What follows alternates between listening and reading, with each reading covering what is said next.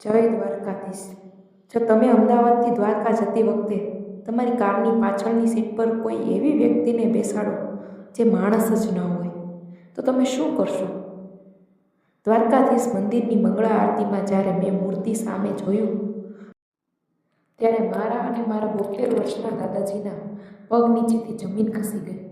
કારણ કે ઠાકોરજીના મસ્તક પર એ જ પીળા રંગનો રેશમી સાફો બાંધેલો હતો, જે 1 કલાક પહેલાં અમારી કારની પાછળની સીટ પર એક અજાણ્યો વૃદ્ધ છોડીને અચાનક ગાયબ થઈ ગયો હતો. અમદાવાદથી દ્વારકાની એ કાળી રાતે અમારી સાથે ખરેખર શું બન્યું? તારીખ હતી 12 ઓગસ્ટ.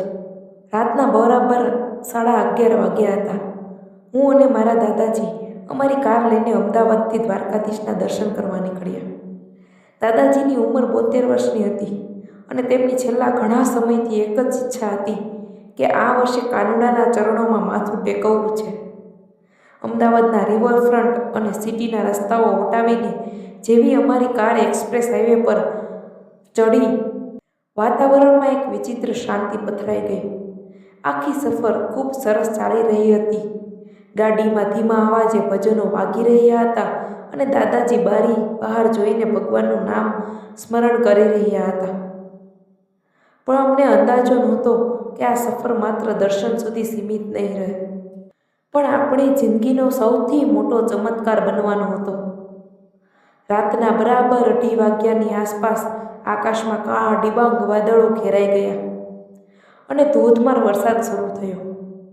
હાઈવે પર દૂર દૂર સુધી કોઈ ગાડી કે પેટ્રોલ પંપ પણ દેખાતો નહોતો.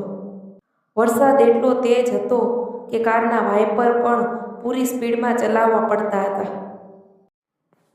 કારની હેડલાઇટના અંજવાળામાં અચાનક મારી નજર રસ્તાના એક અંધારા ખૂણા પર પડી. ત્યાં એક વૃદ્ધ વ્યક્તિ વરસાદમાં પૂરેપૂરી ભીંજાઈ રહી હતી. માથે સફેદ પીળા રંગનો સાફો હતો, અંગ પર સાદો કુર્તો અને હાથમાં એક જૂની કાપડની થેલી. તેમણે અમારી ગાડી આવતી જોઈને લિફ્ટ માટે હાથ લાંબો કર્યો. મેં દાદાજી સામે જોયું. દાદાજીએ તરત કહ્યું કે રોહન, આટલી રાત્રે અને આટલા ધોધમાર વરસાદમાં આ ઉંમરના માણસને રસ્તા પર છોડવો યોગ્ય નથી. ગાડી રોક. મેં ગાડી સાઈડમાં લીધી અને બ્રેક મારી. એ વૃદ્ધ માણસ ગાડી પાસે આવ્યા. મેં કાચ નીચે કરીને કહ્યું કે કાકા બેસી જાઓ. તેમણે માત્ર એટલું જ કહ્યું કે દીકરા, મને દ્વારકા સુધી પહોંચાડી દે. તારો મોટો ઉપકાર રહેશે. એ વૃદ્ધ પાછળની સીટ પર બેઠા. મેં કારનો દરવાજો લોક કર્યો અને ગાડી પાછી હાઈવે પર દોડવા લાગી. પણ એ વૃદ્ધના કારમાં બેસતાની સાથે જ એક અજીબ અનુભવ થવા લાગ્યો. ગાડીનું એસી બંધ હતું, છતાં ગાડીની અંદર એકદમ શીતળ અને શાંત પવનની લહેરકી ફેલાઈ ગઈ. સૌથી અદ્ભુત વાત એ હતી કે એ વૃદ્ધના ભીના કપડામાંથી કોઈ પાણી કે કાદવની દુર્ગંધ નહીં, પણ શુદ્ધ ચંદન અને તાજા તુલસીની અદ્ભુત સુગંધ આખી કારમાં પ્રસરી ગઈ.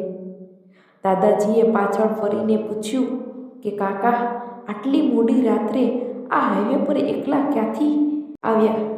પણ એ વૃદ્ધે કોઈ જવાબ ન આપ્યો. તેઓ બસ એક હળવું સ્મિત આપતા રહ્યા અને શાંતિથી આંખો બંધ કરીને બેસી રહ્યા.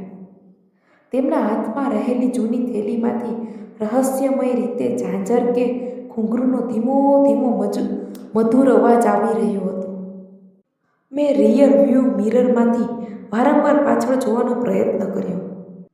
તેમની આભા એટલી પ્રતિભાશાળી હતી કે મારી અંદરનો ડર ધીમે ધીમે એક અનંત શાંતિમાં ફેરવાઈ ગયો. સવારના લગભગ 5:30 વાગવા આવ્યા હતા. આકાશમાં આછો પ્રકાશ પથરાઈ રહ્યો હતો. આગળ રસ્તા પર મોટું બોર્ડ દેખાયું, જય દ્વારકાધીશ. દ્વારકામાં આપનું હાર્દિક સ્વાગત છે. મેં રાહતનો શ્વાસ લીધો.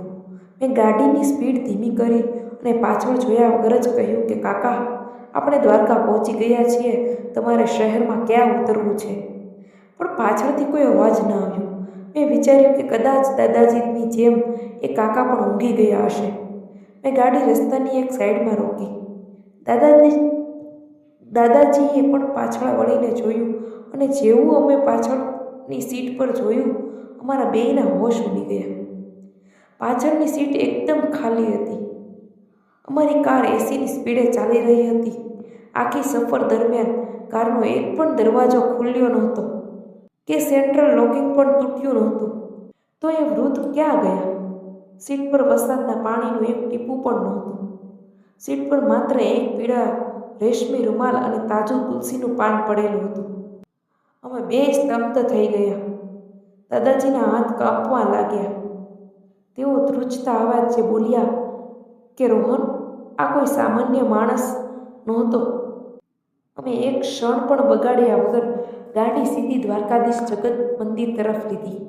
સવારની મંગળા આરતીનો સમય થઈ ગયો હતો. હજારો ભક્તોની ભીડ વચ્ચે અમે ગર્ભકૃષ્ણમાં પ્રવેશ કર્યો. શંખ, નગારા અને જયકારોનો નાદ સાથે જ્યારે ઠાકોરજીના શૃંગારના દર્શન થયા, ત્યારે મારી અને દાદાજીની આંખોમાંથી અશ્રુધારા વહેવા લાગી. ઠાકોરજીના મસ્તક પર એ જ પીળા રંગનું વસ્ત્ર બાંધેલું હતું, જેવો સાફો પેલા વૃદ્ધે બાંધ્યો હતો, અને શૃંગારમાં ચડાવેલું તુલસીનું પાન બિલકુલ એવું જ હતું જે અમારી કારની સીટ પર રહી ગયું હતું. દાદાજી મંદિરના આંગણમાં જ હાથ જોડીને નમી પડ્યા. અમને સમજાઈ ગયું હતું કે રાત્રે વરસાદમાં ભીંજાતો એ અજાણ્યો મુસાફર બીજો કોઈ નહીં, પણ પોતાના ભક્તોની રક્ષા કરવા અને દાદાજીની ઈચ્છા પૂરી કરવા ખુદ દ્વારકાધીશ અમારી કારમાં મુસાફરી કરી રહ્યા હતા. કહેવાય છે ને કે જો તમારો ભાવ સાચો હોય ને તો ઈશ્વરને તમારી પાસે આવવું જ પડે. અમદાવાદથી દ્વારકાની એ રાત માત્ર એક મુસાફરી નહોતી, પણ મારી જિંદગીનો સૌથી મોટો ચમત્કાર હતો. જો તમને પણ આ વાર્તા સ્પર્શી ગઈ હોય તો કમેન્ટમાં જય દ્વારકાધીશ જરૂર લખજો અને ચેનલને સબસ્ક્રાઈબ કરવાનું ભૂલતા નહીં. જય દ્વારકાધીશ. Thank you.